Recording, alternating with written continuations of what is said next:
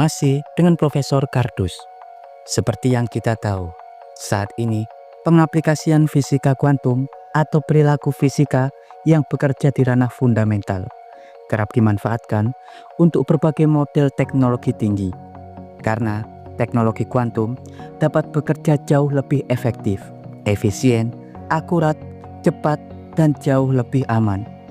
Seperti halnya yang baru-baru ini dilakukan oleh kelompok tim ilmuwan dan peneliti dari Universitas Sains dan Teknologi Tiongkok bersama Institut Teknologi Kuantum Jinan, di mana untuk pertama kalinya mereka sukses mengembangkan konsep microsatelit kuantum yang dapat mengakomodasi sistem kuantum key distribution atau QKD, yakni sistem distribusi kunci kuantum untuk sistem jaringan data satelit yang jauh lebih aman daripada sistem satelit konvensional, di mana hasil eksperimental tersebut akhirnya disusun dalam makalah yang diterbitkan di jurnal Nature pada 19 Maret 2025 kemarin.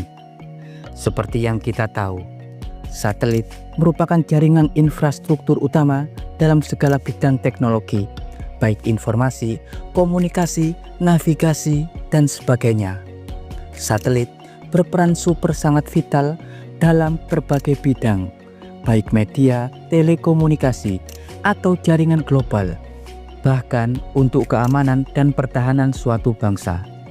Karena itu, dalam bidang pertahanan, target utama yang wajib dilumpuhkan, selain target yang berada di darat, satelit adalah target utama jika terjadi ketegangan atau peperangan. Dengan menghancurkan jaringan satelit, terutama satelit pertahanan, musuh pasti akan kelimpungan. Sistem komunikasi dapat lumpuh, sistem jaringan kendali dan navigasi yang umumnya mengendalikan segala sistem seperti halnya rudal jelajah atau rudal kendali, atau drone, pesawat tanpa awak berbasis satelit, dan sebagainya pasti tak bisa bekerja. Hal ini pasti membuat musuh menjadi buta. Tanpa komunikasi dan navigasi, mereka akan kesulitan memuluskan rencana mereka. Karena itu, satelit merupakan aset super vital yang wajib dilindungi. Serangan terhadap infrastruktur satelit, seperti halnya serangan cyber atau peretasan data jaringan, dapat mengacaukan akses, memutus transmisi, pencurian informasi intelijen, bahkan mampu mengambil alih sebuah satelit yang dampaknya pasti sangat besar. Saat ini, satelit konvensional bekerja dengan cara mentransmisikan data seperti dalam bentuk bit menggunakan sinyal gelombang elektromagnetik atau gelombang mikro atau gelombang radio yang termodulasi untuk mengirim informasi bolak-balik. Namun, diketahui aliran transmisi sinyal tersebut diketahui tidak aman dan cukup beresiko. Dan sistem enkripsi konvensional atau metode pengamanan data dengan cara mengubahnya menjadi kode rahasia dengan model konvensional bisa saja dipecahkan dengan teknologi sistem peretasan terbaru.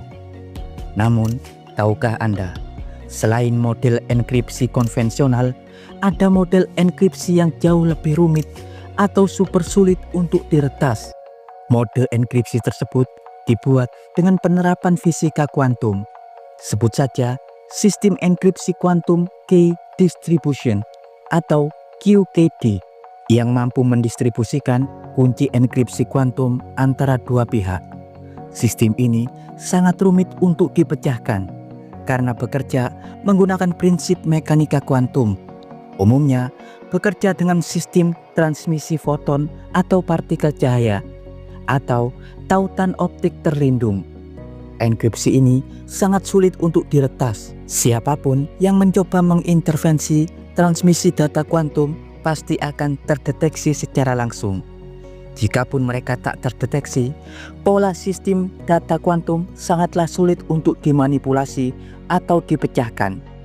Hal inilah yang mencoba diterapkan oleh para ilmuwan Tiongkok yang baru-baru ini mencoba membuat sistem microsatelit kuantum yang jauh lebih kecil dan ringan daripada satelit konvensional, di mana microsatelit ini sangat unggul dalam sistem transmisi data kuantum fotonik yang jauh lebih aman dari serangan cyber atau peretasan karena bekerja dengan enkripsi kuantum atau distribusi kunci kuantum QKD, di mana transmisinya bekerja secara kompak dan akurat, bahkan pada stasiun atau penerima sinyal yang bergerak di darat atau di bumi. Eksperimen yang dilakukan oleh gabungan lembaga eksperimental Tiongkok tersebut sebenarnya sudah dilakukan sejak 2016 dengan mikrosatelit kuantum yang disebut sebagai Misius yang telah beberapa kali diluncurkan di orbit bumi, termasuk mikrosatelit Jinan 1 yang diluncurkan pada 2022. Tapi setelah melakukan beberapa pengembangan dan penyempurnaan hingga pada awal tahun 2025 ini, sistem mikrosatelit yang lebih portable dan ringan, bahkan bobotnya kurang dari 100 kg, yang 7-8 kali jauh lebih ringan daripada satelit konvensional. Hingga hasil evolusi Jinan 1 tersebut akhirnya sukses beroperasi dengan baik pada awal tahun ini. Bahkan mikrosatelit tersebut mampu terkoneksi dengan beberapa stasiun dan server optik di bumi sekaligus, yakni stasiun server optik Jinan di Hefei, Nanshan, Wuhan, Beijing, Shanghai, dan satunya di stasiun Stellenbosch, Afrika Selatan. Diketahui mikrosatelit tersebut mampu mentransmisikan laser atau foton kuantum hingga 250 juta foton kuantum per detik, di mana tiap foton mampu membawa informasi data kuantum super aman karena bekerja dengan enkripsi kuantum QKD. Bahkan untuk setiap lintasan satelit, sistem dapat membuat 1 MB kunci enkripsi yang aman. Bahkan saat sampai di bumi, sistem transmisi dapat berbagi kunci enkripsi terpisah di jarak hingga 12.900 km antara Beijing dan Stellenbosch, Afrika Selatan, yang sistemnya terjerat secara kuantum. Kesuksesan mikrosatelit ini adalah yang pertama dalam sejarah, yang juga diharapkan dapat membuka jalan lanjutan untuk mengembangkan internet kuantum di masa depan. Ya, dan berikut informasi singkat dari Profesor Kardus tentang mikrosatelit kuantum Tiongkok. Jangan lupa like, subscribe, dan tekan tombol lonceng di channel Profesor Kardus. Tak berijazah, tapi jenius. Profesor Kardus dari Stasiun Luar Angkasa Nasional Tiongkok, Tiangong, mengabarkan.